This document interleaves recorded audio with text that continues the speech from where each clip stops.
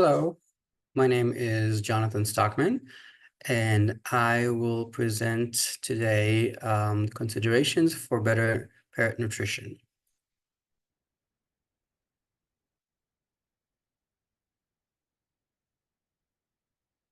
So I am a veterinarian. I am boarded by the American College of Veterinary Internal Medicine and Nutrition, and I'm currently an associate professor in the College of Veterinary Medicine in Long Island University.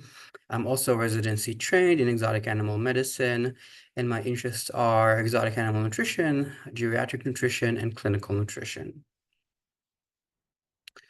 So why are we going to be talking about nutrition today in the context of parrot health and nutrition? The reason is that health is strongly correlated with the bird's quality of life and lifespan. And in addition to the genetics and the environment of the animal, nutrition is one of the most important factors that establish the health of the animal and its longevity and wellness. Unfortunately, nutrition doesn't always get the attention it requires when we are seeing appointments in the clinic, because a lot of times the animal is coming with a very urgent need, or maybe because we have a very busy schedule, so we don't always have the time to discuss nutrition thoroughly enough and really give it the consideration it needs, either in the clinic or at home. So today we will be talking about nutrition, introduction to nutrition, the importance of nutrition in parrots in general, malnutrition in parrots, and we'll talk about some clinical nutrition problems, and take some inspiration and information from what new information we have on the nutrition of wild parrots as well. So there are many species of parrots, which makes it a little bit difficult to find a diet that fits them all. It's not really a one size fits all, because a lot of them come from different habitats, different environments. And in addition to that, about half of the parrot population currently is estimated to exist in captivity. So just think about that. That is a huge number of parrots that we are providing their nutrition either in a home setting as pets, or maybe in the zoo, breeding facilities or research facilities. And so it can be very difficult to find the optimal diet for each one of those species, and inadequate diet could result in disease, poor quality of life, and poor welfare. The malnutrition is a very common problem. It drives, it's estimated that it drives between 74 and 95% of the trips to the veterinarian, whether it is something that is obvious to us on the visit, that the bird is being fed a poor diet, or maybe it's a problem that exists in the background as part of the dietary history, and we need to dig in a little bit into the history to identify the problem. Many birds in captivity may be either over or undernourished, so they can be either too thin or too fat. They may be getting too many nutrients, as far as energy specifically, or maybe they're not getting enough, and so they're underweight, or maybe they have nutritional deficiencies. And nutritional deficiencies can be in any one of the essential elements to life. So it can be a deficiency in vitamins, a deficiency in minerals, amino acids, fatty acids, anything like that can cause clinical disease. And it may not always be very easy to detect, may not always be very visible. For example, we have here a picture of a young macaw, and this macaw looks very lively. The color of the feathers seems adequate, very bright. But if we look a little bit closer, you can see that the beak is flaky and looks unhealthy. And that could be an indication that this bird is suffering from a disease in the background and possibly malnutrition. And birds are very good at hiding signs of disease. So it can be a little bit tricky to identify disease if we are not really familiar with how nutritional deficiencies may manifest, or we're not sufficiently familiar with examining birds in general. When we have malnutrition, it can cause an inflammatory response, and this can be at any level of the animal, from the organ, the tissue, the cellular level. If we're thinking about the GI tract that is closely associated with nutrition, it's the organ system that most often interacts with the diet.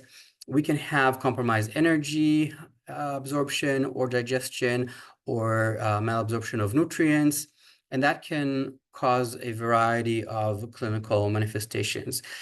We can also have conditions that affect the nervous system. So it can be impaired development of the nervous system, or it could be impaired cognition or behavioral problems.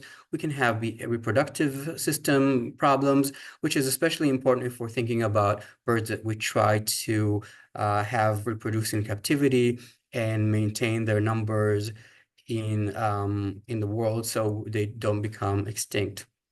And this can result in either problems in laying eggs, or becoming sexually active.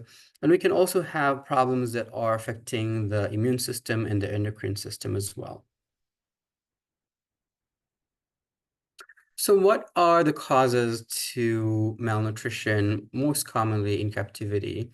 It could be that we're feeding an inappropriate diet, and that is something that a lot of owners may do. It may be an all or nothing approach. So maybe they're feeding only pellets or only seeds or only human foods, and they don't think that maybe there is a role for those different components to work together.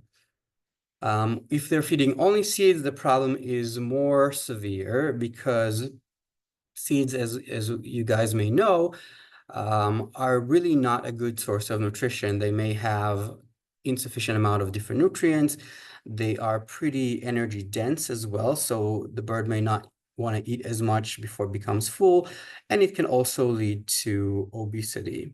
We can also have seeds or pellets that are just of poor quality, may be stale or have nutrient degradation, so they don't provide the same level of nutrition that we would hope they would. Some of them may even have toxins in them, or problems that are related to their manufacturing or storage that lead to nutrient degradation as well. We also have a problem that really our understanding of parrot nutrition strongly rely on what we know about poultry nutrition. So there are a lot of differences, obviously, between chickens or other poultry and parrots, but we don't always know how to completely adjust the diet to account for those nutritional deficiencies. So why is this happening? We don't have enough science-based evidence for continued education for veterinarians or for clients about how to most appropriately feed parrots. There's a lot of unsupported advice that is out there, either on the internet or even in manuscripts and journals, or if we're talking about owners, a lot of times what they hear in the pet store as well. Or there may not be enough motivation in terms of the client, the bird, or the clinician to really strive to make differences to improve the diet. And one of the more common issues that we see is the fact that seeds and inappropriate diets can be very, very addictive. They're very palatable generally. And so when we're trying to improve the diet and introduce a source of nutrition that is more balanced and provides more of the necessary essential vitamins and minerals, it can be very difficult to convert the bird to be fed the more balanced diet. Some owners may also balk at the price of pelleted foods or balanced foods. Doesn't have to be pelleted, compared with seeds that are cheaper. But if you actually raise the issue that if you feed an inadequate diet for a prolonged period of time, your bird may get sick. And if you care about your bird, you will take it to the vet. Then there should be the consideration there that inappropriate diet may lead to higher vet bills. And by providing a better diet, you're not only improving the longevity and wellness and health of your bird, you may also prevent these extra expenses in the future. There also is a problem with how quickly we update guidelines for bird nutrition, partly because we don't have a lot of research to support these changes. And so a lot of times that can be a real hurdle as well. We currently don't have any nutrient or feeding trial requirements for parrots by the American Association of Feed Control Officials, or AFCO. And as I already mentioned, our understanding of the nutritional requirements of parrots rely heavily on the published requirements for poultry by the National Research Council. And the most current NRC guidelines came out in 1994. We're expecting a new publication in 2024. But as you could imagine, from 1994 to today, there is a big gap in the research that informs us about nutritional requirements of birds. So we are not only basing the nutritional requirements for parrots on the wrong species, but we also are basing it off of information that may be partly out of date. In addition to that, we need to adjust the diet according to life stage. As you can imagine, a lot of the birds in captivity are pets and not necessarily parrots that we want to reproduce. And so if we're thinking about poultry, a lot of times our goals are to maximize their reproduction or their weight gain, which are two things that we really don't want to have happen in parrots in captivity unless we're trying to breed them, for example. But if you just have a pet parrot that you are keeping at home for your enjoyment, having excessive egg laying can lead to complications that we'll talk about later on. And it is something that we don't want to have happen. And so the diet needs to be adjusted according to our goals for that bird. As you may or may not have heard, we are expecting new labeling rules to come out in the next 4 years for all of pet foods.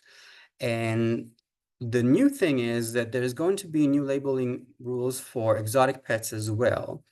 And even though the diet doesn't really say that it meets AFCO guidelines, because there are no specific guidelines for parrots, it will have an indication on it that the product is intended for daily food for that species or group of species if we're talking about parrots. So that's going to be a new change. And there's also going to be a specialty pet nutrition fact on the box, pet nutrition fact box on the label. And this box will look something like this. So it will include the different micronutrients such as protein, fat, and carbohydrates on the label, as well as fiber and moisture. What it will not include, which is a little bit too bad, is the calories in the food. But you can actually use the protein, fat, and carbohydrates to do your own calculation and estimate the caloric density of the diet. So what are the outcomes of feeding an inappropriate diet? We can have nutritional deficiencies, and the most common nutritional deficiencies are deficiencies in vitamins such as vitamin A or vitamin D, calcium and phosphorus, and other micronutrients. And these can cause a variety of diseases and clinical signs. But what we a lot of times see before we have an actual disease is some evidence that the bird is just not right. It can be changes in the feathers. As you can see here, the feathers are really unkempt. They're not zipped appropriately. There is also change in the coloring. The coloring of this Amazon parrot is very dull. We don't have the brightness that you would expect. We also can see changes in the coloring of specific feathers, as you can see here. They can also be an indication of poor nutrition. And a lot of times these changes or these abnormalities show up first on the extremities of the bird. So that could be a good place. As clinicians, you may want to look at those areas first if you're assessing whether or not the bird is suffering from signs of malnutrition. We can also have nutritional excess, so we can have too much sodium, too much phosphorus, too much energy in the diet, leading to various complications. And the most common things that we see, as we mentioned, the poor feathers, but also the skin can be more flaky than normal. We can have liver disease that can be detected on blood work, or we can see changes in the beak as well that can be indicative in parrots for liver disease. We can have kidney disease, we can have obesity. So all of these things can be related to nutritional deficiencies or excess. We can also have just poor welfare of the birds and reproductive problems. So it could be inability to reproduce or problems to do with reproduction. And of course, if the problems are severe enough, they can deteriorate and lead to an early demise of the bird and shorten its lifespan quite considerably. So vitamin A deficiency is one of the most common deficiencies that we see in an all-seed fed bird. And what vitamin A is really important for is for turnover of the epithelial cells that line the mucous membranes. They also line the sinuses, the skin, and the claws. And when we have a vitamin A deficiency, we have this condition, which is on histology, is defined as squamous metaplasia, which is basically hyperkeratosis of the epithelial cells because we have lack of normal turnover of those epithelial cells. On physical exam, what we see very often is this change in the choana. So the choana is the slit between the oral cavity and the nares, and sorry, in the nasal cavity, and we would expect the choana to be lined with these sharp papillas, these sharp processes on each side of the choana. And when we have a bird with vitamin A deficiency, the squamous metaplasia may cause these papillas to become blunted, so we don't have these sharp processes. And when it's severe enough, it can also ulcerate or form an abscess or a plaque, as you can see here in these images of birds with a vitamin A deficiency. When we have vitamin A deficiency, it can also lead to squamous metaplasia of the ureters in the kidneys. And so as a result of vitamin A deficiency, sometimes we have a complication, which is kidney disease as well related to vitamin A deficiency. Another thing that we can see many times in these birds that are deficient in vitamin A is pododermatitis, which can manifest from anything from just the surfaces, the plantar surfaces of the feet being too smooth to actual ulceration or other lesions related to this vitamin A deficiency. It can also be, of course, related to poor perching material, but if you see that on your physical exam, that is something to remember. And here we also have a bird with oral plaques. That is another manifestation of vitamin A deficiency. A lot of times when these birds become really sick, they can present with sinusitis or respiratory signs. We can have recurring bacterial infections because the skin barrier function is impaired. We can have blunted coagulant papillas, as we mentioned, when we have complications related to kidney disease, we can also see these birds present with gout and very advanced kidney failure. Another nutritional disease that we see commonly is nutritional hyperparathyroidism or rickets, which in general can be called metabolic bone disease.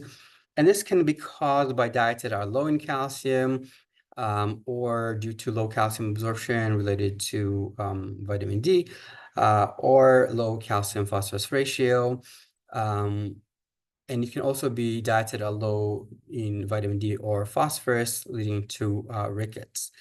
And what this presents as many times is poor bone quality. So the bones, as you can see here on the radiographs, have very poor mineralization, and they're more prone to trauma and to become fractured. And this is the result of calcium being absorbed from those bones to maintain normal blood calcium, because calcium is so important to different functions of the body, and we have to maintain calcium levels in order to function. So the bone, as a main reservoir of calcium, is sacrificed in terms of its mineralization to help maintain the blood calcium. If we have a bird that has these conditions during growth, then we can have desaturation of the growth plates that can lead to abnormal development and abnormal structure of the bones, so deformities or fractures. So as you can see in this picture here of this cockatiel with a very abnormal wing structure. And of course, if they do have fractures, then there could be complications with pain related to that, and also healing of those fractures may be compromised as well. The diagnosis is based on physical exam findings. You'll see these abnormalities in their in their bones, in their limbs. Also, radiographs can be very, very helpful in terms of assessing cortices and bone quality. And of course, the diet history. If you have a history of a bird being fed an inadequate diet, that that can be obviously a telltale sign that the abnormalities that you see on physical exam are related to the diet. When we do blood work on these birds, we may find that the total calcium or ionized calcium or phosphorus may be normal or may be low. It just depends on how severe the condition is. If it's not very severe, a lot of times the stores from the bone would still be enough to maintain normal total calcium or ionized calcium or phosphorus. A different presentation is seen in African gray parrots, and that's one of the examples of how different species of parrots differ in terms of their nutritional requirements. It seems like African gray parrots have a uniquely high requirement of calcium, and they may present with hypocalcemia that is manifested in neurological signs of either partial or full seizures. And so this parrot may be on a diet that we consider balanced for other species, but in fact, it's not really providing this specific species with enough calcium. And so we need to adjust the diet accordingly. Sometimes these birds will be presenting with low total calcium or ionized calcium, but both can be seen in these cases. Also, when we have birds that are usually we're talking about females that are laying eggs, we need to consider their calcium requirements during reproduction. And so if a bird is fed a diet that is insufficient in calcium, then it can have problems related to egg laying, either shell deformity that you can see in this picture here.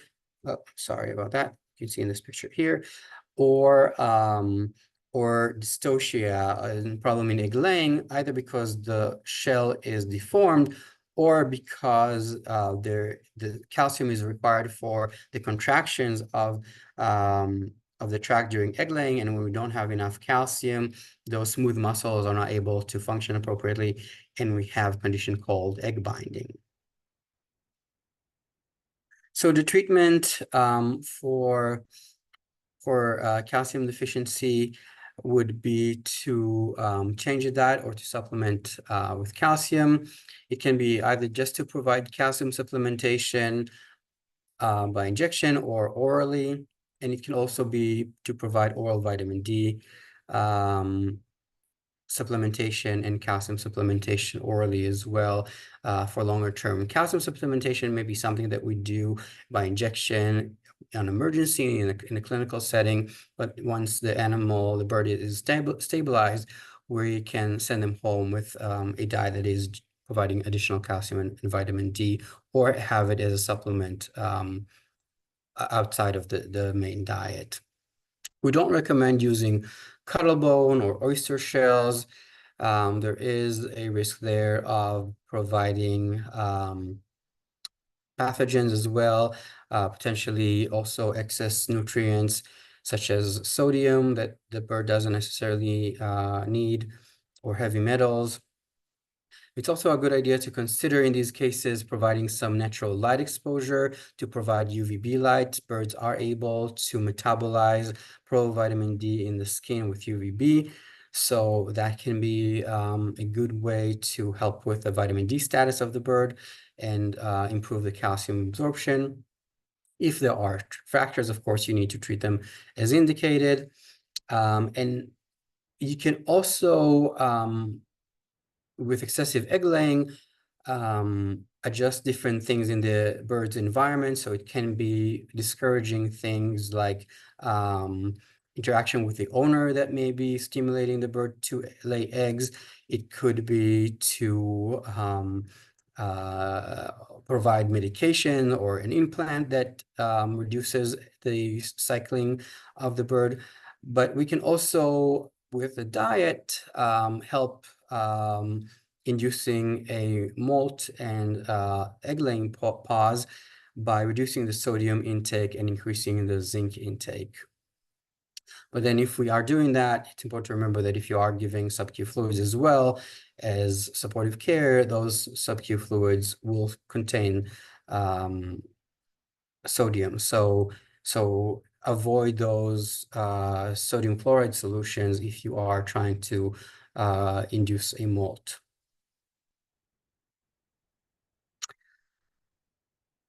Often we have birds that present to the clinic with not doing well and potentially not eating for a period of time. These birds a lot of times present to us pretty compromised, and due to their faster metabolism, we have to remember that we need to provide them with nutrition pretty urgently. And especially if we're talking about juvenile birds that are at higher risk, when anything to do with pain, dehydration, or stress can decrease their food intake and cause malnutrition. And the risk with malnutrition is that the negative energy balance can lead to frailty and increased risk of mortality. So any bird that is presented with an acute decrease of its body weight of 5% or more, or a chronic decrease of 10% or more over several days, needs to be provided with assisted feeding. Most often, we would prepare assisted feeding as a slurry or as a solution. There are various powdered diets that you can use to mix with water and then provide those as a slurry through the tube. It can be either a metal tube, which is usually more recommended because it's less likely to be beaten off by the bird's beak. But some people use red rubber tubes as well. And when we are mixing those powders with water to provide a slurry, we want to choose a consistency that, on the one hand, provide enough energy, but we also don't want to clog the tube. So we need to test the solution first through the tube, making sure that it passes through easily. When do we feed?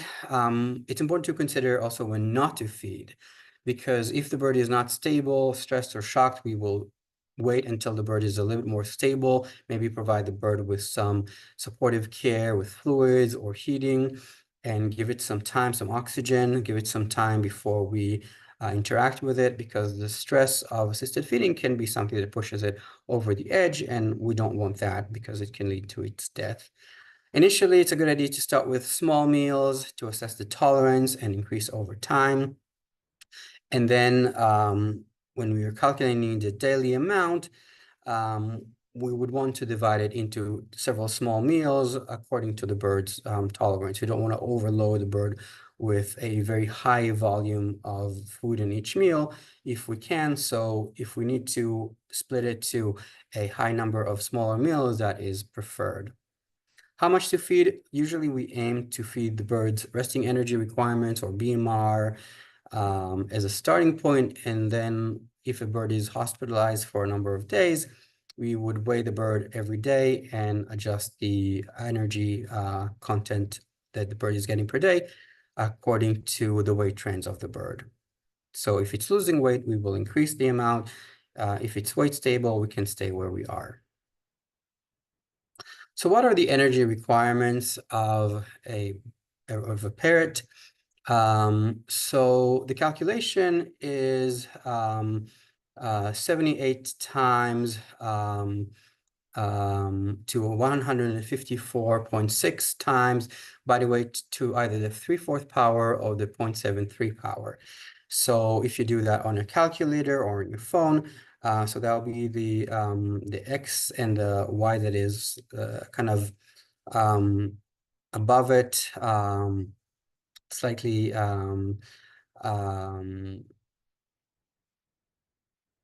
slightly to the side of it. And if we use a bird that weighs 0.1 kilograms, that comes out to be 14 to 28.8 kcals per day for an adult bird. There are some differences related to the taxonomy, the age, and the activity of the bird. For one, we know that Australia Asian parrots have higher energy requirements compared to neotropical parrots, about 30% higher. So we do want to take that into account, where the bird is from, what species they are, when we're calculating the energy requirements. There was a study that came out in 2015 that actually measured the intake of adult monk parakeets and their chicks. And they found that the calculation is 1.02 body weight in grams to the 0.75 power, which seems very different from the initial formula of 78 to 154 body weight in kilogram to the 0.73 power. But actually, when you calculate that for a typical bird that weighs 100 grams, it comes out to be pretty similar. It's about 33 kcals per day, according to this calculation, versus 14 to 28.8 kcal per day when we use the typical standard calculation that is found in the literature. What they also found is that hatchlings require about the same amount of energy that adults do, with the exception of fledglings. So when we have feather growth, the adult feather growth, that seems to be a time in the bird's life where their energy requirements is approximately 40% higher than that of adults. So it's not even as high as we would expect from other species. We know that in puppies and kittens, their energy requirements can be about twice as an adult of the same size. So in parrots, it seems to be only about 30% higher. The opposite problem to not eating enough is eating too much, and obesity is a common problem in pet parrots. There are specific species that seem to have higher risk for obesity, such as Amazon parrots, budgies, and monk parakeets. And when we have excess energy intake and not enough energy expenditure, this can lead to complications related to obesity, such as hyperlipidemia, hepatic lipidosis, fatty growth, such as xanthomas and lipomas. It can also cause arthritis, atherosclerosis, and other complications that can be life-threatening for the bird. So it is also the result of birds not being active enough. So birds that are in the cage and don't have much physical activity can also be at higher risk. But most often we see obesity in birds that are fed an inappropriate diet, primarily an all-seed diet. So what do we do with obesity? So for one, we can change the diet to be a more appropriate diet by providing a more balanced diet. Reducing treats such as human foods can also be helpful to reduce the amount of calories.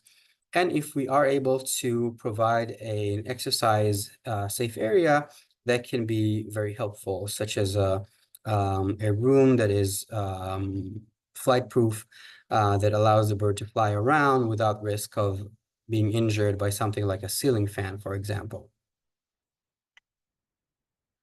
There are some problems that are not as obvious with all-seed diets, that are a little bit harder to identify on physical exam, but still are important for the bird's health most likely. And we've done a study where we looked at fecal samples from 34 healthy cockatiels. 15 of them were fed an all-seed diet, and 19 of them were fed a formulated, pelleted or extruded diet that provides most of their essential nutrients. And what we found was that these population of birds had distinct microbial compositions. We found that in the bird that was fed the more balanced diet, they had increased populations of Corynebacterium species and Enterococci, whereas lactobacilli were more abundant in the seed-fed group. And these findings, which were done in pet parrots, seem to correlate with a study that is ongoing in Texas A&M, where they evaluated the cloacal microbiome of birds that were fed either organic or non-organic diets. And so some of those populations that are associated with better health seem to be associated with the organic diet in the study by Texas A&M. So there are recommendations that are commonly provided to bird owners on how to improve the bird's diet. And some of the statements are a little bit inaccurate in the sense that, for example, one of the statements that is commonly used by avian veterinarians is that pelleted diets are specifically formulated to meet the nutritional needs of your bird. And as we already discussed, they rely on nutritional requirements that we know for chickens with some modifications. So it's hard to say that they are specifically formulated to meet the nutritional needs of your specific bird. They're formulated to meet the requirements of a bird with modifications that we think can be helpful for improving the health of pet parrots from specific species. Of course, these pelleted or formulated diets are much better than an all-seed diet or just a mixture of human foods, because they are fortified with the essential nutrients that a lot of times we don't easily get just from seeds or from just mixing different table foods together. So they are much better than the alternative, but potentially still not optimal. So the recommendation typically is to provide 50 to 90% of the diet being either pelleted or a formulated balanced diet, and the rest can come from different foods such as fruits, vegetables, seed treats, and so on. And this can be a little bit tricky, because if we say, for example, to the owner, feed 70% formulated diet, 30% other foods, it's hard to know what that even means. Are we talking about volume? What is the total volume that you would suggest for the bird? Or are you talking about weight of different food items, or are you talking about calories? So when we're just mentioning a percentage, it doesn't really tell us or the owner exactly what to feed, and that leaves it open to interpretation and potentially to overfeeding foods that don't really provide a lot of nutrients, leading to nutritional dilution, and the bird ends up potentially having still nutritional deficiencies. And we see that malnutrition is still a common problem in pet parrots or parrots in captivity. And how can we really improve those guidelines to help prevent those deficiencies, to improve parrots' health, welfare, and potentially breeding outcomes as well? So one of the things that we need to consider is that even though we know what chickens do well on, we need to consider what parrots in the wild are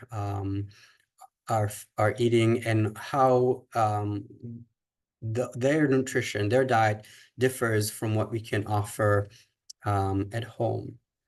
So even though parrots are typically considered herbivore, they actually can eat a variety of different foods. So if we're thinking about the plants, it's not only that they eat the fruits of the plant, they can also eat other parts of the plant, such as the seeds, the nuts, the flowers, the leaves sometimes.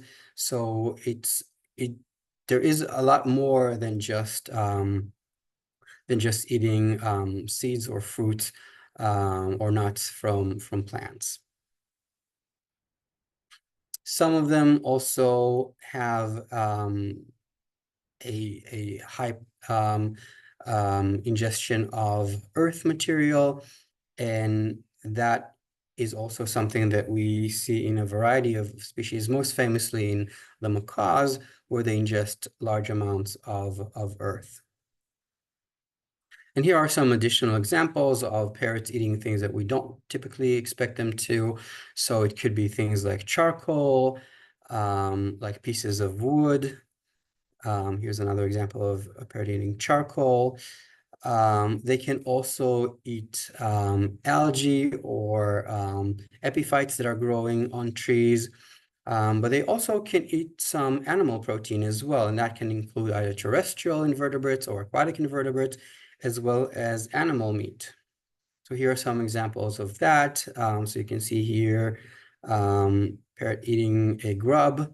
They can also scavenge and find edible material within dung or feces of other animals.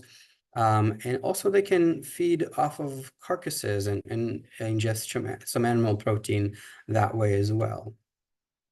Here are some more examples of parrots eating things that we don't typically associate with parrots eating, but earth, again, different types of earth are commonly ingested in different parrot species in the wild. And there are also examples of parrots actually ingesting bricks from buildings, which is a very interesting behavior as well. And eating earth or mineral substance is not unique to parrots as well. Not unique to parrots alone. Other species of birds actually were found to ingest earth material as well. So it includes raptors and different species of birds that can ingest some earth material, and earth was found in their stomachs. So if we're not just going to rely on volumes that can be a little bit hard to assess, or a 70-30 distribution of balanced commercial formulation versus other foods, what is a better recommendation? So this is a feeding plan that myself and Dr. Evie came up with. it's not something that is based on any hard data, but it is a recommendation that we think makes more sense than the current recommendation, which is also not really based on any hard evidence. But our recommendation is to provide the commercial balanced diet, which can become as pellets or nuggets, as 115% of the energy needs of the bird.